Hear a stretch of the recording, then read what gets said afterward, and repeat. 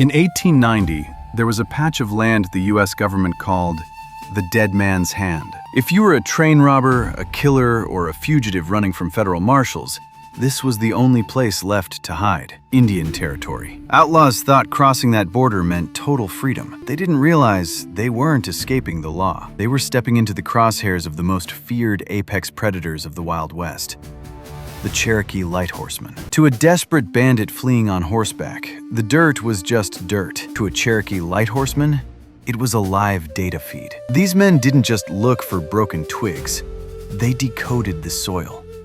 A single tracker could look at a crushed blade of prairie grass and tell you exactly how many hours ago a fugitive rode past. He could calculate the horse's precise weight, its speed, and whether the animal was favoring a thrown iron shoe. They merged generations of ancient woodcraft with the cutting edge of modern ballistics.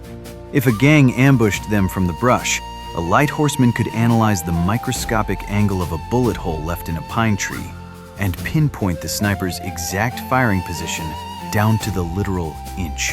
When notorious outlaw gangs buried themselves deep within the lawless caverns of the Cookson Hills, the United States Marshals were completely blind. Federal lawmen quickly learned a brutal lesson. Entering Cherokee territory without a native tracker didn't just mean losing the trail, it meant certain death. But the real danger to the Cherokee Nation wasn't the outlaws.